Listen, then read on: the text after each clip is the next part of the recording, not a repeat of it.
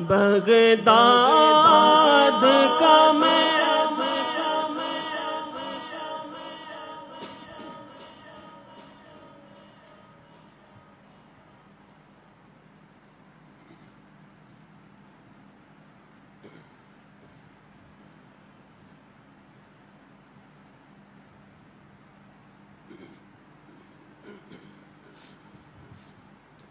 اجمیر کا ساقی ہو، بغداد کا میں خانہ، دل میں تجھے رکھ لو اے جلوہ جانا۔ سرکار کی آمد،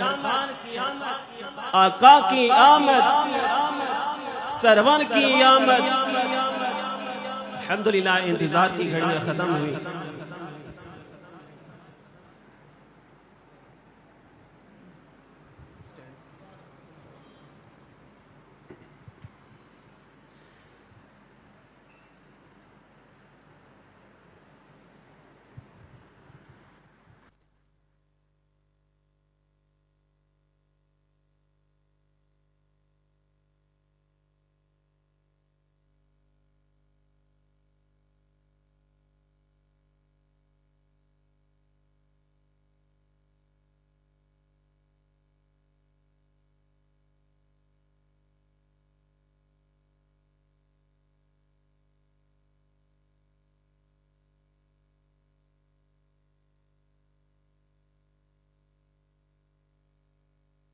حبیب ماشاء اللہ بسم اللہ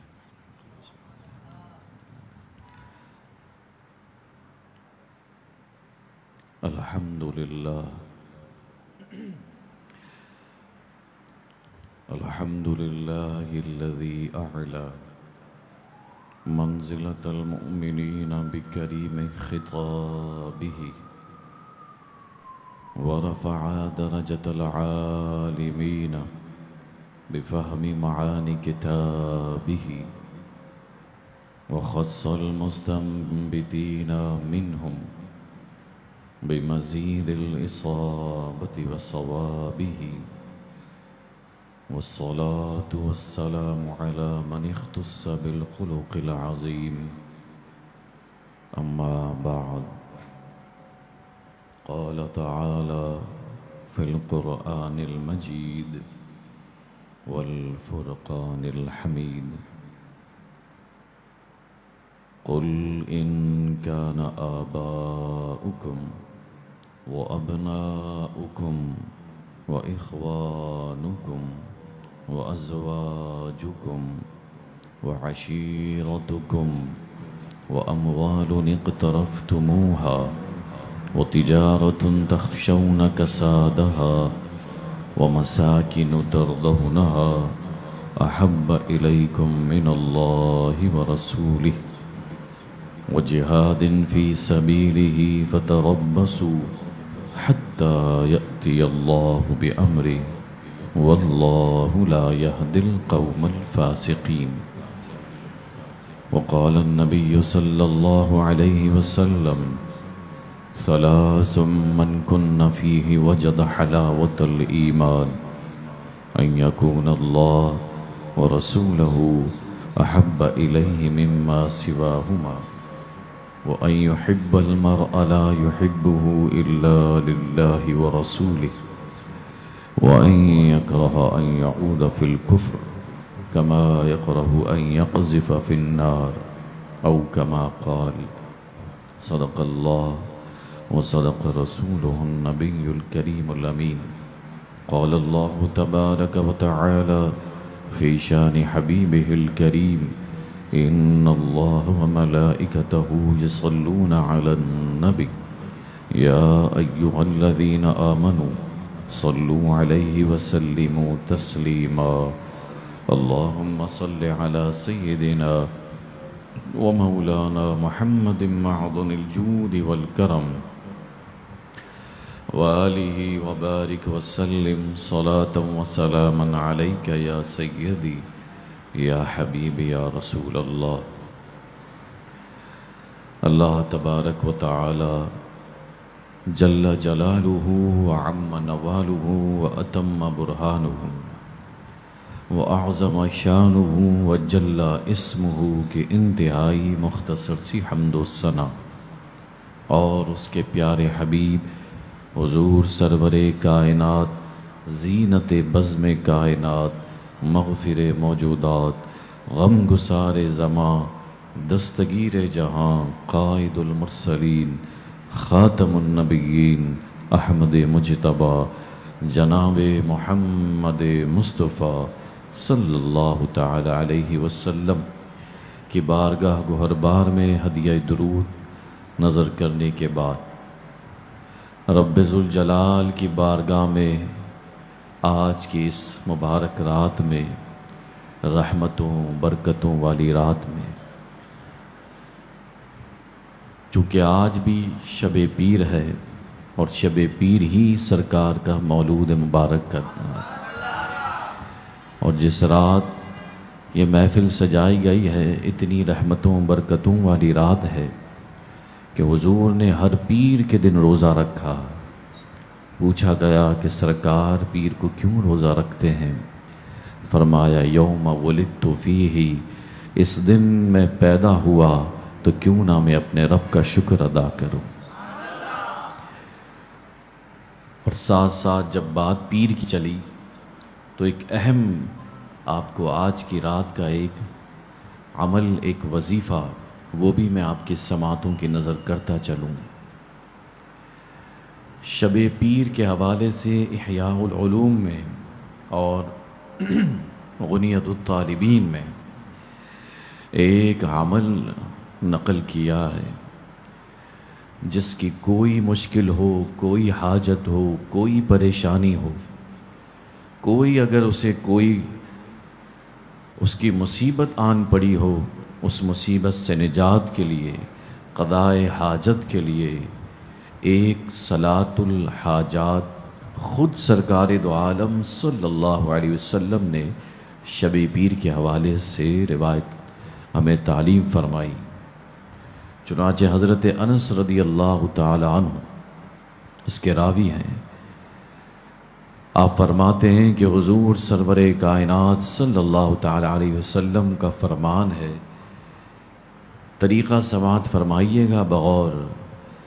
حضور نے فرمایا کہ جس نے شب پیر عشاء کی نماز کے بعد 4 رکعتیں اس طرح ادا کی کہ پہلی رکعت میں سورہ فاتحہ کے بعد 10 مرتبہ سورہ اخلاص، دوسری رکعت میں سورہ فاتحہ کے بعد 20 مرتبہ سورہ اخلاص، تیسری رکعت میں سورہ فاتحہ کے بعد 30 مرتبہ سورہ اخلاص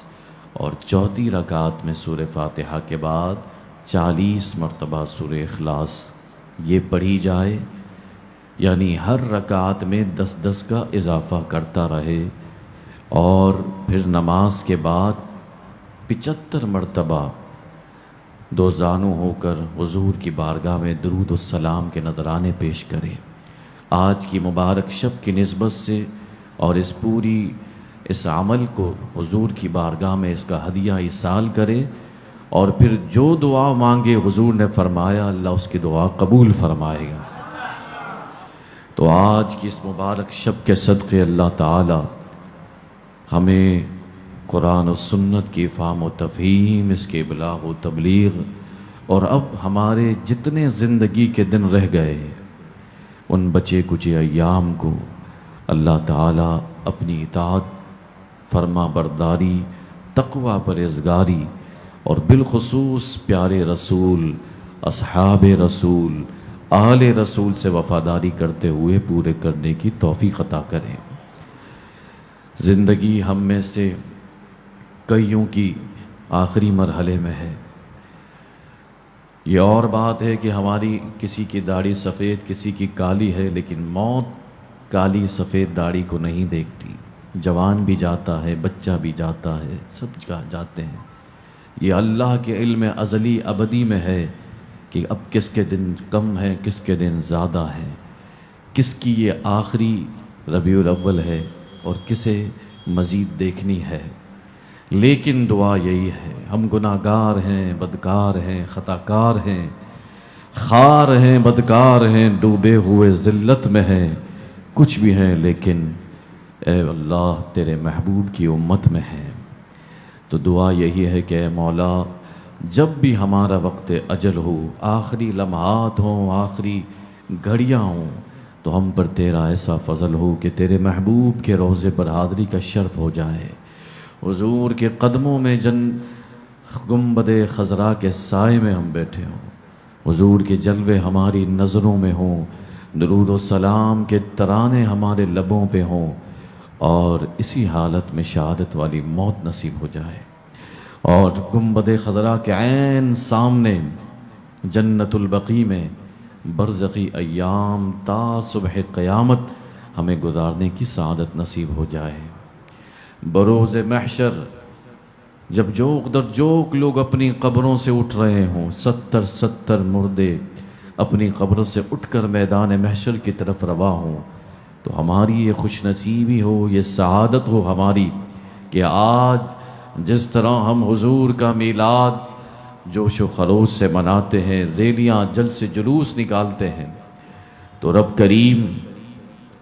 ہمیں یہ سعادت بخشے کہ ہم بروز محشر بھی اسی طرح قبروں سے اٹھ کر جلوس کی صورت میں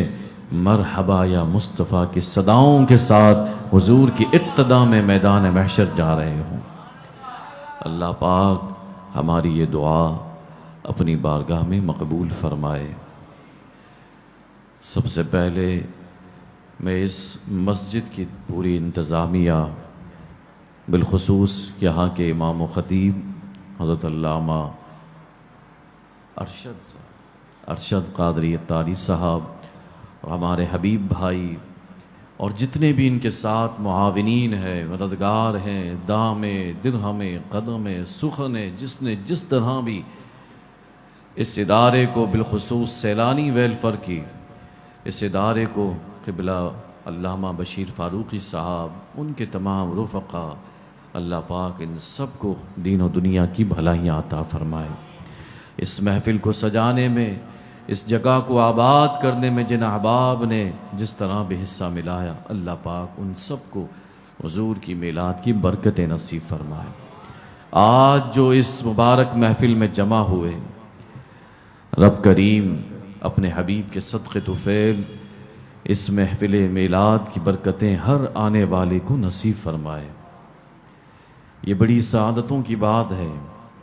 کہ ہم حضور کے نام پہ یہاں جمع ہیں، اور یہ جمع ہونا بھی محض سرکار کا کرم ہے، اللہ کا فضل ہے، کیونکہ آپ دیکھیں کہ اس وقت کئی لوگ باہر ہوں گے، روڈوں، سڑکوں، گلیوں پر اطلاع کئی لوگوں کو بھی ہوگی، لیکن آنے کی توفیق صرف اسی کو ہے کہ جسے بلایا جاتا ہے، کیونکہ جس طرح محبوب کی محفل کو محبوب سجاتے ہیں، آتے ہیں وہی جن کو سرکار بلاتے ہیں۔ حضور کی محافل، حضور کا ذکر، حضور کی بارگاہ میں حاضر ہونے کا شرف اسی کو نصیب ہوتا ہے جسے سرکار بلائے۔ اب آج ہم اس شب مولود میں دعا کریں کہ اے اللہ، جس طرح تو نے آج یہاں تیرے محبوب کی میلاد سننے سنانے کے لیے ہمیں جمع کیا، آئندہ برس تیرے محبوب کے قدموں میں ہماری ربیع الاول نصیب ہو جائے، اور وہیں سرکار کی بارگاہ میں جشن میلاد کے ہم نغمے ترانے گا رہے ہوں، حضور کی بارگاہ میں وہاں کے شب و روز، وہاں کے مقدس سرزمینیں، معطر ہوائیں، اس سے ہم لطف اندوز ہو رہے ہوں۔ تو یہ بڑی سعادت کی بات ہے کہ آپ احباب یہاں جمع ہیں، اور جن احباب نے یہ محافل کی ہے وہ بھی لائق صد تحسین مبارکباد ہیں۔ میرے بھائیوں، قرآن مجید فرقان حمید کی جو آیت مبارکہ ہم نے سماعت کی، گویا کہ وہ ایک ایمان کی کسوٹی ہے۔ اگرچہ آپ نے خطباء سے، واعظین سے، علماء سے کئی مواقعوں پر اس آیت کو سنا ہوگا، لیکن آج اس غرض سے، اس نیت سے کہ جو موجودہ حالات چل رہے ہیں، دیکھیں ایک طرف تو ہمیں خوشی ہے حضور کے میلاد کی، حضور کی جشن کی، ولادت باز مبارک کی خوشی ہے، جہاں ہمیں خوشی ہے وہیں ہمارے موجودہ جو حالات ہیں عالمی سطح پر، ان حالات کو دیکھ کر ہمارے دل چور چور ہے۔ فرانس میں اس وقت جو سرکار دو عالم صلی اللہ علیہ وسلم کے شان میں مسلسل بے ادبیاں ہو رہی ہیں، اس بے ادبیوں گستاخیوں پر ہمارے دل مغموم ہے، ہمارے دل شکستہ ہیں۔ حضور کی میلاد کی خوشی اپنی جگہ ہے، لیکن ساتھ میں ہمارے دل چیر گئے ہیں ان تمام حالات کو دیکھ کر۔ اور یہ تمام جو حالات پیدا ہوئے اس کی بنیادی وجہ یہی ہے کہ ہم قرآن سے دور ہو گئے، ہم رسول اللہ کے فرامین سے دور ہو گئے، اصحاب رسول کی سیرت مبارکہ سے ہم دور ہو گئے۔ اگر آج بھی یہ امت مسلمہ قرآن و حدیث کے مطابق عمل پیرا ہو جائے، پورا قرآن تو ایک طرف صرف یہ آیت مبارکہ جو ہم نے سماعت کی، اس ایک آیت پر آج پوری امت مسلمہ اکٹھا ہو جائے، آج اس منبر و محراب پر میرا یہ دعویٰ ہے کہ اس ایک آیت پر اگر پوری امت اکٹھا ہو گئی تو پھر کسی فرانس یا کسی مغرب کے درندے کو یہ جسارت نہ ہوگی کہ حضور کی شان میں بے ادبی تو کجا اسلام کی طرف میلی نظر اٹھا کر بھی دیکھے۔ آپ صرف اس آیت کے معانی مفاہیم پر غور کریں کہ اللہ تعالیٰ نے کس طرح ہمارے ایمانوں کو جھنجھوڑا ہے، کس طرح ہمارے ایمان کی کسوٹی کو بیان فرما دیا۔ قرآن کہتا ہے قل ان کان آباؤکم، اور میں ضمناً یہاں سے یہ بھی عرض کروں اس آیت کی تفسیر اور اس کے بیان سے قبل کہ اس وقت ہمارے دل شکستہ ہیں، ہم بہت زیادہ مغموم ہیں، پریشان ہیں، ہمارے بس اور اختیار میں بھی کچھ نہیں ہے کہ ہم کچھ کر سکیں، لیکن جو اختیار اور جو بس میں ہے کم سے کم اتنا تو ہم کر سکتے ہیں۔ ان سے بدلہ لینا اور ان کو منطقی ان کو کیفر کردار تک پہنچانا یہ تو حکمرانوں کے کام ہیں، ان کے لیے ہم دعا کر سکتے ہیں۔ جن کے کام ہے انہیں اللہ ہدایت دے کہ بجائے صرف ٹویٹ اور بیان پر اکتفا کرنے کے کچھ عملی اقدام کریں، کچھ غیرت ایمانی کا ثبوت دیں۔ ان کے لیے تو ہم دعا کر سکتے ہیں کہ اللہ تعالیٰ انہیں حقیقی حضور کا عشق عطا فرمائے، حقیقی طور پر غیرت ایمانی عطا ہو جائے۔ لیکن بحیثیت رعایا، بحیثیت ہم مسلمان کیا کر سکتے ہیں؟ ہم کم از کم اتنا ضرور کر سکتے ہیں کہ ان درندوں کی، ان گستاخوں کی مصنوعات کا تو بائیکاٹ کر سکتے ہیں نا، کم از کم ہمارے اختیار میں اتنا ضرور ہے۔ بعض لوگوں کا یہ نقطہ نظر ہے کہ بائیکاٹ سے کیا ہوگا، کیا ان کو آپ نے نقصان پہنچا دیا، 1 2 2 4 10 12، یا کچھ لوگ اگر کچھ افراد اگر اس کا بائیکاٹ بھی کر دیں مصنوعات کا، تو مصنوعات کے بائیکاٹ سے کیا ہوگا؟ تو ان لوگوں کی سماعتوں کی نظر میں کروں 2 4 روز پہلے کی فرانس کے صدر کی ٹویٹ کہ جو عرب ممالک میں چند غیرت مند مسلم سپر اسٹورز اور جنرل اسٹورز کے مالکان نے تمام فرانسیسی مصنوعات کا بائیکاٹ کیا اور باقاعدہ ویڈیو بنا کر شیئر کی، ان کی تمام مصنوعات نکال باہر کی۔ یہ لو برانڈز کے جتنے بسکٹس ہیں، ٹوٹل برانڈز، ٹوٹل آئلز کی جتنی بھی مصنوعات ہیں، اسی طرح سب سے بڑا پوری دنیا میں بزنس فرانس کی جو مصنوعات ہیں، لیڈیز کاسمیٹکس اور پرفیومز، اس کا سب سے بڑا بزنس ہے جو پوری دنیا میں جاتی ہیں۔ اور کئی ایسی چیزیں ہیں جو فرانس کی مصنوعات ہیں، جو یہ لوگ یہ سمجھتے ہیں کہ مصنوعات کے بائیکاٹ سے کچھ نہیں ہوگا، تو عرب کے صرف چند بڑے بڑے اسٹورز نے غیرت ایمانی کا ثبوت دیتے ہوئے ان کی مصنوعات کو باہر پھینکا۔ نہ صرف باہر پھینکا بلکہ ان کی ویڈیوز بھی نیٹ پر شیئر کی، وائرل کی۔ تو اس کا نتیجہ یہ نکلا کہ فرانس کے صدر کو اپیل کرنی پڑ گئی عرب ممالک میں کہ ہماری مصنوعات کا بائیکاٹ نہ کریں، ہماری معیشت کو نقصان پہنچ رہا ہے، تو یقیناً اس کا اثر فرانس تک پہنچا ہے، تبھی انہوں نے وہاں سے ٹویٹ کی، بیان دیا، اور یہ بی بی سی کی رپورٹ ہے 3-4 روز پہلے کی. اور یہ بائیکاٹ بھی فقط غیر سرکاری طور پر چند سٹورز نے کیا تھا، سرکاری طور پر بھی نہیں ہوا. اگر سرکاری طور پر ہو جاتا تو پھر انہیں کتنا نقصان پہنچتا.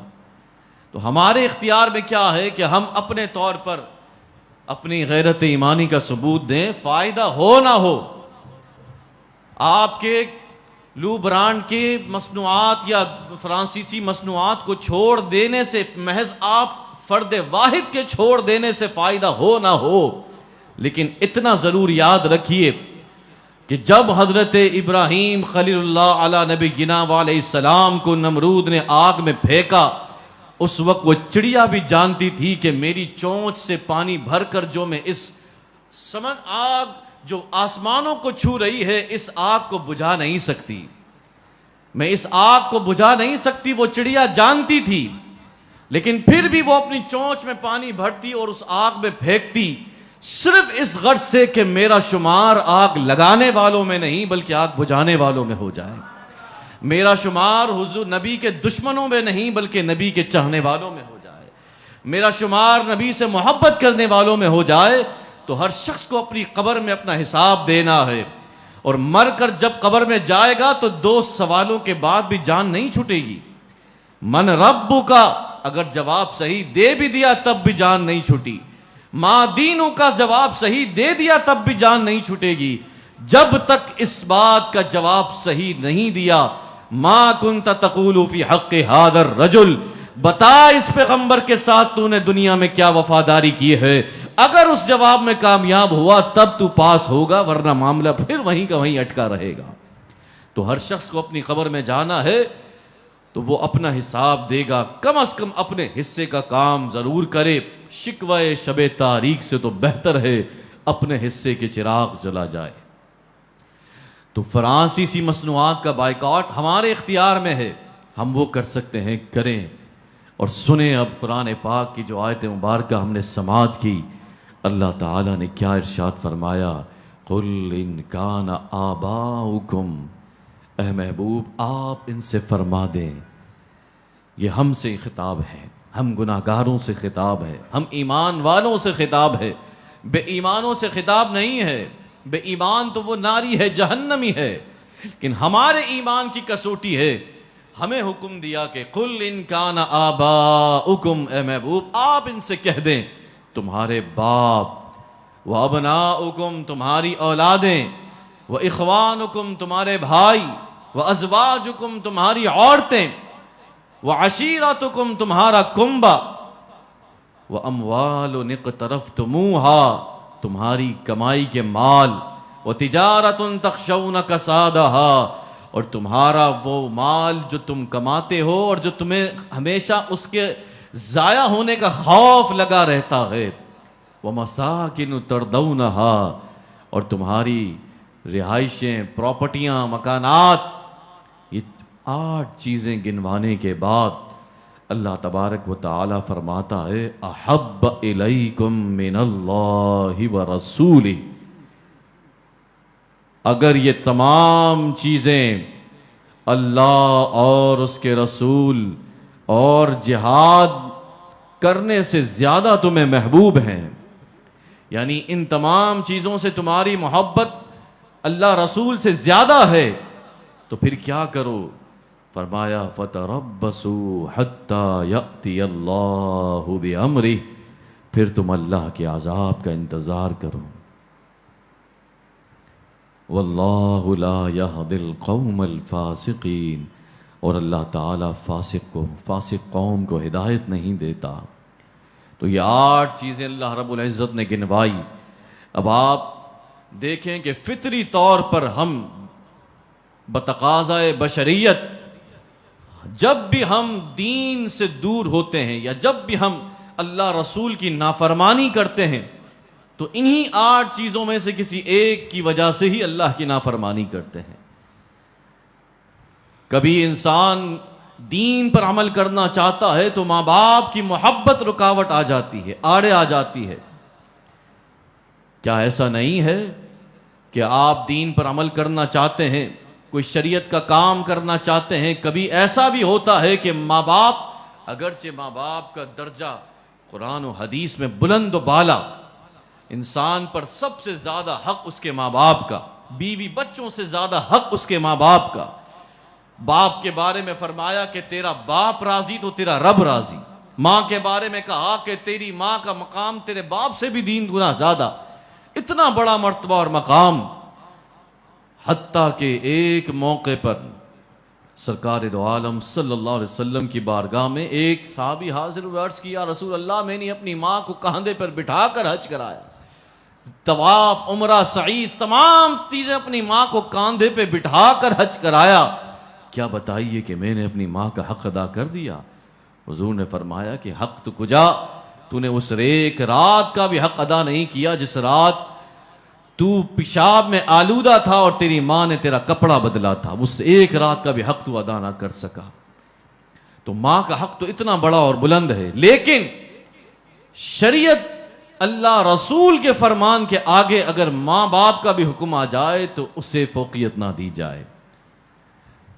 اب تو کافی دینی مذہبی شعور آ گیا، ورنہ ماں باپ پہلے بچوں کو داڑھیاں رکھنے کا بھی منع کرتے، آج بھی وہ ہیں لوگ، کچھ ایسے ہیں ماں باپ کہ بچوں کو داڑھیاں اور بیٹیوں کو پردہ کرنے سے روکتے ہیں۔ تو جب ماں باپ بھی اس شریعت کے مقابلے میں رکاوٹ بنے تو ماں باپ کی نہیں سنی جائے گی، تو انسان بعض اوقات ماں باپ کی محبت میں بھی شریعت کی خلاف ورزی کر جاتا ہے۔ اور کبھی وَأَبْنَاؤُكُمْ، اپنے بچوں، اولاد کی خاطر انسان شریعت کی نافرمانی کرتا ہے۔ آپ دیکھیں نا، جتنا بھی انسان اپنی ذات کے لیے کیا کمائے گا، کیا کھائے گا، اسے تو 2 وقت کی روٹی چاہیے، کپڑا چاہیے، مکان چاہیے، لیکن جتنی وہ حرام کمائی کرتا ہے وہ بچوں کے مستقبل کے لیے کرتا ہے۔ وہ اپنے بچوں کی فکر ہوتی ہے اس کی کہ بچوں کا مستقبل بہتر ہو جائے، ان کو مکان، دکان، فلاں فلاں، ان کا مستقبل بہتر کر دوں، تعلیم و تربیت اچھی کر دوں۔ اس کے لیے وہ حلال حرام کی تمیز کیے بغیر اللہ کی نافرمانی کرتا چلا جاتا ہے، اور ایک وقت آتا ہے کہ یہی اولاد اس کے لیے قبر میں عذاب کا باعث بن جاتی ہے۔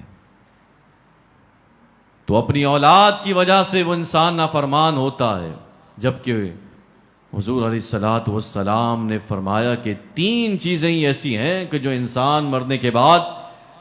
اس کے لیے صدقہ جاریہ، ثواب جاریہ کا باعث بنیں گی۔ اذا مات الانسان انقطع عملہ الا من 3، من ولد صالح يدعو له، من صدقۃ جاریۃ او من علم ينتفع بعلمہ، کہ انسان جب مرے گا تو سارے اعمال منقطع ہو جائیں گے، ہر شے اس کی، کوئی عمل باقی نہیں رہے گا، جو سلسلہ تھا وہ منقطع ہوگا سوائے 3 اعمال کے۔ ایک صدقہ جاریہ جو دنیا میں کر کے گیا، کوئی بھی کار خیر کر کے چلا گیا کہ جس سے مسلمانوں کو فائدہ ہوتا رہا، مرنے کے بعد بھی اس سے اس کا ثواب پہنچتا رہے گا۔ اسی طرح دوسرا فرمایا من علم ينتفع بعلمہ، ایسا علم جو اس نے حاصل کیا اور اس سے دوسروں کو استفادہ ہوا، تو جب تک وہ پہنچتا رہے گا اور اس کے توسل سے قیامت تک قبر میں اس کو اس کا ثواب پہنچتا رہے گا۔ اور اسی طرح تیسرا فرمایا نیک اولاد اگر کوئی چھوڑ کر گیا تو مرنے کے بعد بھی وہ نیک اولاد اس کی بخشش کا ذریعہ بن جائے گی۔ تو اولاد بخشش کا ذریعہ بھی ہے، اور اولاد جہنم کے گڑھوں میں سے گڑھا بھی بن سکتی ہے، کیونکہ اولاد کو اگر آپ نے نیک راہ پر چلا کر گئے تو آپ کے لیے بخشش کا ذریعہ ہے، اور اگر آپ نے اولاد کو کوئی ایسا کام سونپ دیا جو حرام کام، حرام کاروبار دے کر چلے گئے، تو یہی اولاد آپ کی قبر کی عذاب کا باعث بن جائے گی۔ اس لیے قرآن نے فرمایا کہ ایک تو ماں باپ، دوسرا فرمایا کہ اولاد، اس کی محبت انسان کو اللہ رسول کے دور کر دیتی ہے۔ انما اموالکم و اولادکم فتنہ، قرآن نے فرمایا کہ بے شک تمہارا مال،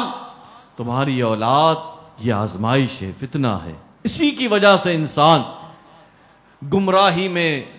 اور اللہ رسول کی نافرمانی میں مبتلا ہوتا ہے۔ اور اسی طرح آگے فرمایا کہ وَأَزْوَاجُكُمْ، تمہاری عورتوں کی وجہ سے یہ اگر اللہ رسول کے مقابلے میں آ جائیں، اس کی اگر نافرمانی کی تو پھر تم اپنے رب کے عذاب کا انتظار کرو۔ اور یہ بھی ہم نے دیکھا کہ کئی مواقعوں پر ایسا ہوتا ہے کہ انسان بعض اوقات عورتوں کی وجہ سے بھی وہ اللہ کا نافرمان ہوتا ہے۔ ایک تو عورت کا فتنہ، سب سے بڑا فتنہ قرآن نے کہا، شیطان کا فتنہ جو ہے اسے بھی کمزور فتنہ اور چھوٹا فتنہ قرار دیا، لیکن عورت کے فتنہ وہ کہا ان کیدکن عظیم، عورت کا فتنہ سب سے بڑا فتنہ ہے۔ جو اس عورت کے فتنے میں مبتلا ہوا تباہ و برباد ہو گیا۔ تو اس لیے فرمایا کہ عورت کی وجہ سے بھی انسان اللہ رسول کا نافرمان ہوتا ہے۔ آج جو ہمارا معاشرہ جو بگڑا ہے، آپ دیکھیں کہ انسان جو بہرہ روی کا شکار ہوا اسی فتنے کی وجہ سے، ہر دوسرا شخص، ہر تیسرا شخص اس عورت کے فتنے میں مبتلا۔ محض فضل الہی ہے، یہ اللہ کا فضل کہ جسے اللہ تعالیٰ بچا لے، وگرنہ اللہ کے فضل کے بغیر اس فتنے سے بچنا مشکل ہے، ممکن نہیں ہے۔ اللہ تعالیٰ ہمیں اس سے بچنے کی توفیق عطا کرے۔ لیکن یہ وہ چیزیں ہیں کہ اموالکم وازواجکم وعشیرتکم واموال اقترفتموها، تمہاری کمائیاں، تمہارے مال اور تمہاری تجارتیں، یہ سب چیزیں اگر تمہارے اور رب کے درمیان رکاوٹ ہیں، فرمایا پھر اللہ کے عذاب کا انتظار کرو۔ اور ماں باپ، میں نے جیسا کہ عرض کیا کہ آج انسان پر مصیبتیں کئی طریقے سے ہیں، ہر شخص ہم میں سے کوئی نہ کوئی پریشان ہے، کسی نہ کسی فکر میں ہے، کوئی جانی پریشانی میں، کوئی مالی پریشانی میں، کوئی اور پریشانی میں مبتلا ہے۔ پریشانی سب کے ساتھ لاحق ہے، اور ان پریشانیوں کے اسباب بھی کئی ہو سکتے ہیں، کئی وجوہات ہیں کہ انسان پر جو مصیبت آتی ہے اس کی کئی وجوہات ہو سکتی ہیں، لیکن ایک بڑی وجہ جو حضور علیہ الصلوۃ والسلام نے ارشاد فرمائی وہ ہمارے لیے لمحہ فکریہ۔ حضور نے فرمایا ذا ترک عبد الدعاء للوالدین فإنه ينقطع الرزق، انسان جو مالی پریشانی میں ہے نا، اس کا کام نہیں چل رہا یا کمائی ہے لیکن برکت نہیں ہے، حضور نے ایک وجہ اس کی یہ ارشاد فرمائی۔ وجوہات اور بھی ہیں، البتہ ہماری توجہ ان کی طرف نہیں ہوتی۔ جبکہ انسان کو جو پریشانی، جو مشکل آتی ہے، قرآن کہتا ہے وما اصابتکم من مصیبت فبما کسبت ایدیکم، تم پر جو مصیبت آئی تمہارے اپنے ہاتھوں کا کیا درا ہے۔ یہ اور بات ہے کہ ہم جب کبھی کسی مالی پریشانی، جانی آزمائش میں مبتلا ہوتے ہیں تو ہم اور چکروں میں پڑ جاتے ہیں۔ خدا نخواستہ ہم لوگ جعلی پیروں کے چکروں میں پڑ کر، ڈبہ پیروں کے چکروں میں پڑ کر اپنا مال، اپنے وقت کا ضیاع کرتے ہیں۔ اور آج ان جعلی پیروں کی بھرمار ہے کہ جو ہمارے زعم باطل اور ہمارے کمزور عقیدوں کی وجہ سے وہ ہمارے مال اور ہمارے وقت کا ضیاع کر رہے ہیں۔ تو ایک وجہ تو ہمارے اعمال ہیں جس کا ذکر قرآن نے کیا، اور دوسری وجہ حضور رسول اللہ صلی اللہ علیہ وسلم نے فرمائی کہ جب بندہ اپنے ماں باپ کے لیے، بڑی توجہ طلب حدیث مبارکہ ہے، غور سے سماعت فرمائیے، فرمایا کہ جب بندہ اپنے ماں باپ کے لیے دعا کرنا چھوڑ دے، اللہ تعالیٰ اس کے رزق کے دروازے بند فرما دیتا ہے۔ صرف ماں باپ کے لیے دعا کرنا چھوڑ دیا تو اس کے لیے رب حضور فرما رہے ہیں کہ اللہ تعالیٰ اس کی روزی کے دروازے بند کر دے گا۔ تو آج اگر کسی کی روزی بند ہے تو اس کا ایک بڑی وجہ یہ ہے کہ وہ غور کرے کہ اس کے ماں باپ اس سے راضی بھی ہیں یا نہیں۔ اس کی نماز، اس کا روزہ، حج، زکوٰۃ اپنی جگہ، لیکن اس میلاد کے موقع پر ہم اپنی اصلاح یہ کریں کہ کیا ہمارے ماں باپ بھی ہم سے راضی ہیں یا نہیں۔ ہمارے ماں باپ اگر ہم سے راضی نہیں تو ہمارے حج، روزے، زکوٰۃ سب ہمارے منہ پہ مار دیے جائیں گے، کیونکہ حضور نے فرما دیا کہ باپ راضی تو رب راضی۔ باپ راضی نہیں ہے تو رب بھی راضی نہیں ہے. تو یہ حال تو اس کا ہے کہ جو اپنے ماں باپ کو صرف دعا نہیں کر رہا, صرف اس نے ماں باپ کے لیے دعا نہیں کی تو اس کی روزی کے دروازے بند. اس بدبخت کا کیا عالم ہوگا, اس نحوست کیا ہوگی کہ جس سے اس کا ماں باپ ناراض ہوں, جو اپنے ماں باپ کو دھتکارتے ہوں, جھڑکتے ہوں, معاذ اللہ گالیاں تک دیتے ہوں. اس پر کیا نحوست ہے اور کیا اس پر عذاب ہوگا. رسول اللہ صلی اللہ علیہ وسلم نے فرمایا کہ تمام عذاب, جتنا بھی انسان گناہ کرتا ہے, ویسے آج کل تو مکافات عمل ہے دنیا میں ہی دیکھتا ہے, لیکن ایک گناہ کا وعدہ حضور نے فرمایا کہ ایک گناہ ایسا ہے کہ جس کا عذاب وہ دنیا میں بھی چکھ کر جائے گا اور آخرت میں بھی چکھے گا, اور وہ ہے ماں باپ کا نافرمان. تو وہ شخص جس نے اپنے ماں باپ کو ناراض کیا, اس پر کیا نحوستیں اور کیا عذاب ہوں گے. جو دعا کرنا چھوڑ دے اس کی روزی بند ہو رہی ہے, اور جو خوش نصیب ہر نماز میں اپنے ماں باپ کے لیے دعا کرتا ہو, جب بھی دعا کرے یہ دعا ضرور کریں, اللہم رب ارحمہما کما ربیانی صغیرا. یہ قرآنی دعا ہے, یہ قرآن کے الفاظ ہیں, اس میں اللہم کا اضافہ ہے. رب ارحمہما کما ربیانی صغیرا, اے اللہ ہمارے ماں باپ پر اسی طرح رحم فرما جس طرح بچپن میں انہوں نے ہم پر رحم کیا. یہاں آپ اپنے ماں باپ کے لیے دعا کریں گے, وہاں اللہ آپ کی روزی کے دروازے بھی ساتھ ساتھ کھول دے گا. تو اللہ ان تمام چیزوں کی جن کی وجہ سے انسان نافرمان بن جاتا ہے, اللہ تعالیٰ ان کی نافرمانیوں سے ہمیں محفوظ رکھے. آج بھی اگر امت مسلمہ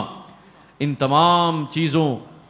پر اللہ اور اس کے رسول کی محبت کو غالب کر لے تو آج بھی عروج اور غلبہ عطا کیا جا سکتا ہے. آج بھی انسان مسلمان, آج کا مسلمان پوری دنیا پر حکمرانی کر سکتا ہے اگر یہ چیزیں اس کی راہ میں رکاوٹ نہ بنے اور وہ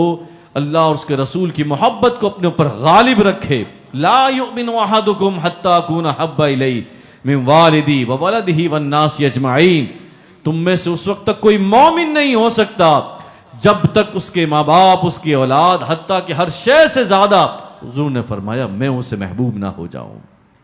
اللہ رب العزت ہمیں سرکار دو عالم صلی اللہ علیہ وسلم کی حقیقی محبت نصیب فرمائے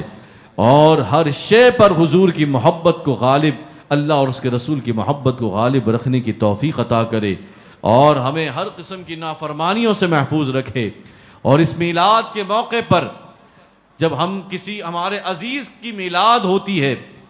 کسی عزیز کی برتھ ڈے ہوتی ہے, کسی عزیز کی سالگرہ ہوتی ہے تو ہم کوئی نہ کوئی گفٹ دیتے ہیں. کیا ہی اچھا ہو کہ ہم حضور کی اس میلاد کے موقع پر ہم توبہ کا تحفہ سرکار کی بارگاہ میں پیش کریں. یہ عزم کر لیں کہ یا رسول اللہ آپ کی آنکھوں کی ٹھنڈک نماز کو آج کے بعد ہم ترک نہیں کریں گے. یا رسول اللہ آج کے بعد ہم اپنے ماں باپ کو ناراض نہیں کریں گے, ہم حرام مال سے اجتناب کریں گے, ہم بد نظری, بد نگاہی, بد گوئی, بد خیالی سے ہم آج توبہ کرتے ہیں. اگر یہ توبہ کا تحفہ ہم نے سرکار کی بارگاہ میں پیش کیا, یقین کیجئے کہ اس سے بڑا سرکار کی بارگاہ میں ولادت کا تحفہ اور کوئی ہو نہیں سکتا. ہم جتنے جلد سے جلوس, ریلیاں, محفل میلاد کر لیں, لیکن سیرت پر ہماری توجہ نہ ہو, عمل نہ ہو, تو یہ مستحب عمل سے ہمیں فائدہ کیا پہنچے گا؟ ثواب اپنی جگہ, لیکن فرائض مقدم ہیں. کوئی شخص فرائض کو ترک کر کے مستحب کے ڈنکے بجاتا رہے تو اس کی مستحب اس کے منہ پہ مار دیے جائیں گے جب تک فرائض, واجبات اور اصل دین کو وہ نہ پکڑ لے. اس لیے آج اس میلاد کے موقع پر صدق دل سے کم از کم اور کچھ زیادہ نہیں ایک نیت ضرور کرتے جائیں کہ یا رسول اللہ آپ کی خاطر اس میلاد کے موقع پر میں ایک عادت بد, ایک گناہ سے آج توبہ کرتا. نیت کر لیں, اگرچہ آپ کے اندر شیطانی وسوسے آ رہے ہوں, اگرچہ آپ کے اندر عزم نہ ہو, لیکن پھر بھی نیت کر لیں. ممکن ہے اس قبولیت کے لمحات میں آپ کے دل سے, زبان سے نکلے ہوئے الفاظ حضور کی محبت میں قبول ہو جائیں اور اللہ تعالیٰ آپ کو اس گناہ سے بچنے پر استقامت عطا کر دے. اللہ تعالیٰ ہمیں اس میلاد کے موقع پر حقیقی سچی پکی توبہ کی توفیق عطا فرمائے اور سرکار کو حقیقی معنی میں خوش اور راضی رکھنے کی توفیق عطا کرے، اور اللہ رب اس محفل کی برکتیں تمام صاحب محفل کو، تمام حاضرین محفل کو نصیب فرمائے۔ اب ماشاءاللہ ہمارے ہر دل عزیز ثنا خاں عبدالحد صاحب تشریف لے آئے ہیں۔ اب وہ آپ کے قلوب و اذہان کو حضور کی ثنا خوانی سے اپنے مخصوص انداز میں منور فرمائیں گے۔ اللہ تعالی ہمیں آج کی محفل کی برکتیں عطا فرمائے۔ وما علیہ الا البلاغ المبین۔